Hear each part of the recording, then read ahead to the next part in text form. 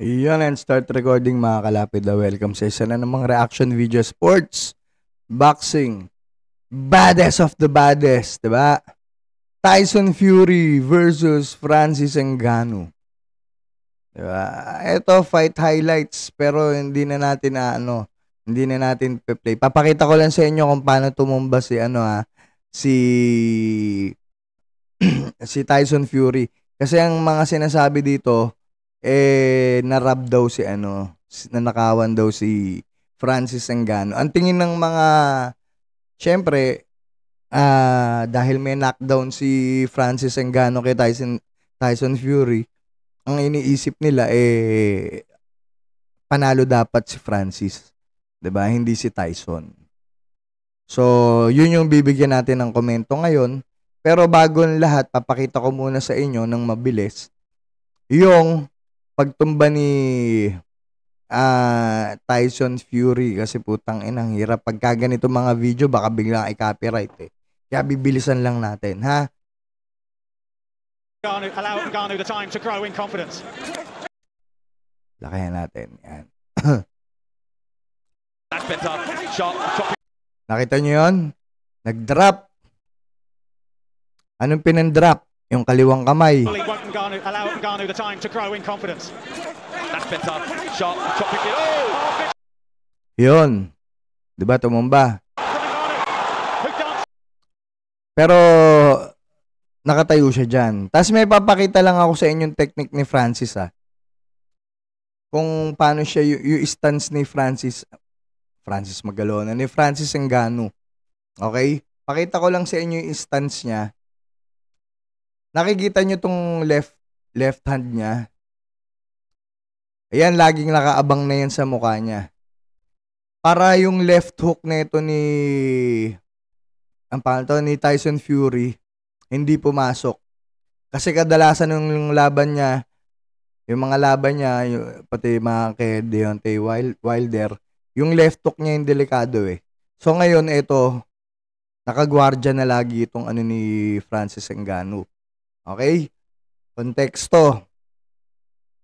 Si Francis Ngannou galing ng MMA, UFC, heavyweight champ, vinacate niya. Hindi pala niya vinacate. Tinanggal sa kanya ni Dana White, 'di ba? Kaya naging champion si John Jones. Kalaban si Cyril Gane. Okay, ito. Nag-crossover siya sa boxing, ang coach niya, si Mike Tyson. Isa rin sa baddest man on the planet. Ito yung malaking tanong. Natalo si Francis Ngannou kay Tyson Fury sa boxing. At ito ang kanyang unang professional boxing career. Nanakdaw niya ang isang baddest man sa boxing. 'Di ba? Kasi laging kine-claim ni Tyson Fury siya yung baddest man on the planet. 'Di ba? Ang kine-claim ng UFC, sila ang baddest man of the planet. Sa heavyweight kasi tinatawag yan ang baddest man of the planet. Mga heavyweight champion yan. Bakit siya yung baddest man on the planet? Kasi complete fighter sa UFC. Ito, boxing lang. 'Di ba? Pero nakita niyo yung ginawa ni Francis Ngannou sa round 3? 'Di ba? Nakatikim siya ng ng suntok ng bagsak siya sa isang left hook. 'Di ba? Kasi lefty si si Francis. Ito yung point. Kung eto, lalaban sa MMA tong si Tyson Fury kay Francis Ngannou, sa tingin nyo may kakainin si Gypsy King? Wala.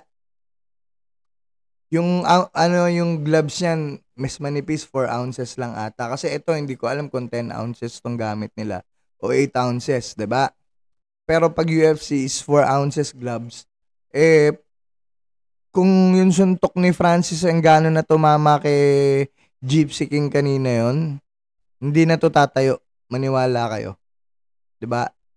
Kaya eto hindi ko naman nakikitang narab. Hindi ko nakikitang narab. Kailangan ma-polish ni Francis Ngannou tong boxing. Naka-knockdown siya, pero ang point, etong si Gypsy King, mas marami siyang pinuntos. Kaya siya nanalo. Kung papanoorin nyo, kasi pinanood ko uli yung buo eh. Kasi sa unang panood, ano lang eh, di ba, mabilisan. Tapos re-reviewin mo uli, bakit ba nanalo si Gypsy King kay Francis Ngannou. Yun, doon ko nakita, stiff jab, 1-2 combination na mas mabilis, mas maraming pinakawalan si Gypsy King kaysa kay Francis Ngannou. Kaya lang, yung kay Francis Ngannou, puro power shots. Landed naman, pero mas marami yung landed ni Gypsy King. So, syempre, congratulate natin yan. Syempre, hindi naman ibibigay kay Francis Ngannou yan. Although, hindi, non-title fight to. Syempre, pride ng mga boksingero, hindi sila magpapatalo dito. 'Di ba?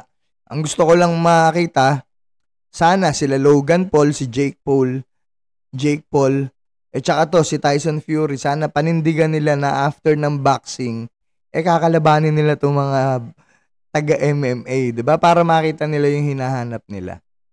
Ako nakita ko si Manny Pacquiao lumaban sa Muay Thai, boxing versus Muay Thai, ginulpi si Manny Pacquiao. 'Di ba? So, yun yung difference ng kamay lang at saka yung buo skill. May takedown to si Francis Ngannou. May grappling skills din to. 'Di ba? May takedown defense. Pero hindi siya obra kay John Jones. Nag-goat yan. Pagaling ka, John Jones, ha? So, yun lang. Congratulate lang natin si Gypsy King. Sana lumaban matuloy yung nila. Yung laban nila sa Octagon. At saka yung Paul Brothers na yan. Masyado rin kasi mayayabang yan. 'Di ba? Although, tinutulungan nila yung mga taga-MMA kumita ng pera, and Francis Ngannou, parang Conor McGregor, panalo. Kahit natalo siya dito, panalo. Bakit? Grabe yung mga nanonood. 'Di ba? Mga hari. Yung iba hari ng sablay. Andiyan si Manny Pacquiao, andiyan si Tyson, andiyan lahat. Sila Floyd Mayweather. Si Cristiano Ronaldo, 'di ba? Si Percy Lapida nandiyan. Ayun na ito, nagdi-disguise ako. Ito lang ako diyan. Ito po ako, yung naka-Arabo. 'Di ba? So yun, congratulations.